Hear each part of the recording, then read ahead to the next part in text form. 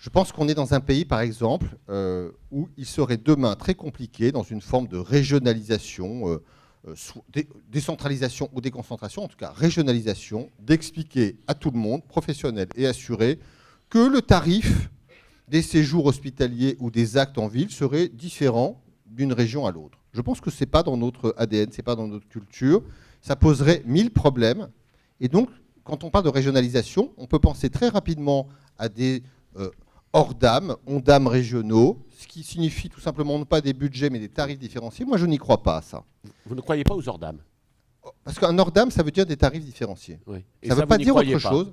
Non, mais je dis simplement que dans notre pays, je pense que c'est difficilement acceptable que d'avoir des tarifs différenciés, parce que je pense même que ce serait compliqué à justifier que d'une région à l'autre, les tarifs ne soient pas tout à fait les mêmes.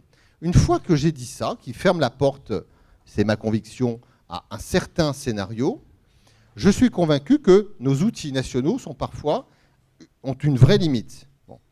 Et quand l'assurance maladie, quelle limite alors, oui. C'est celle qui fait qu'on ne peut pas, avec des outils nationaux, faire émerger des choses qui sont précisément trop subtiles pour pouvoir rentrer dans des cadres qui forcément s'adaptent mal à cela. Deux exemples à un moment donné qui sont des éléments d'aujourd'hui et qui répondent à cette préoccupation. L'article 51. Vous n'avez pas cité dans votre longue liste, c'est dommage. Si, vous n'avez pas écouté, bien sûr, l'article 51. Non, vous ne l'avez pas cité. Je crois. Non, je crois que ça n'a pas été cité. Non, c'était ma question. En fait, l'article 51. C'est un exemple même de difficulté de régulation. Beaucoup de projets et très peu d'élus. Mais vous allez voir. Non, vous allez voir. Beaucoup de déceptions à venir. Non, je ne crois pas. Vous allez voir, il y a eu effectivement, il y a eu beaucoup de projets, ce qui montre peut-être que certains projets n'étaient pas en réalité dans l'esprit et dans le cadre de l'article 51, mais beaucoup s'y inscrivent en revanche.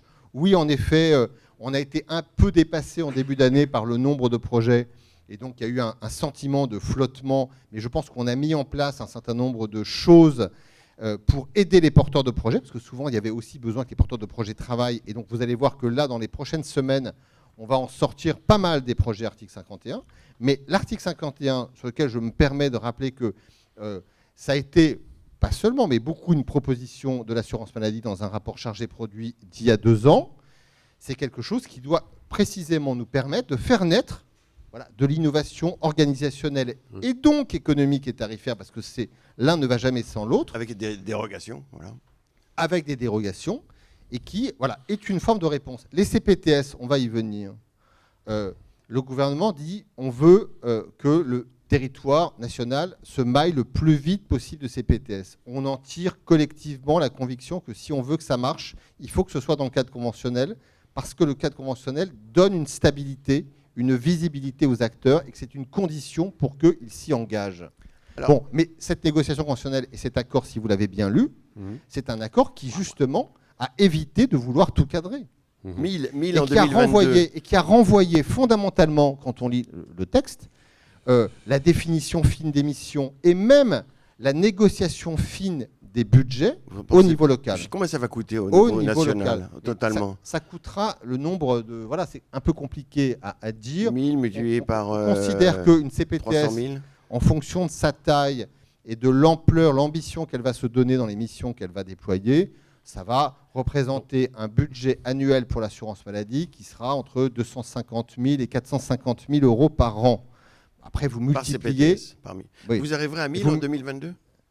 On verra bien. Moi, ce que je vois aujourd'hui, en tout cas, et ce que je trouve très rassurant, c'est une dynamique réelle, réelle dans les territoires. C'est que quand vous faites le tour du point de vue des professionnels, du point de vue d'ailleurs de la perception des ARS et de l'assurance maladie, moi, je suis très frappé de voir que il y a énormément de projets de CPTS. Après, d'ailleurs, il faudra faire attention à ce que on sache à la fois accompagner cette dynamique, mais ne pas non plus vouloir aller parfois trop vite. Ce que font les ARS, paraît-il. Ils appellent les médecins, ils disent vous en êtes où ?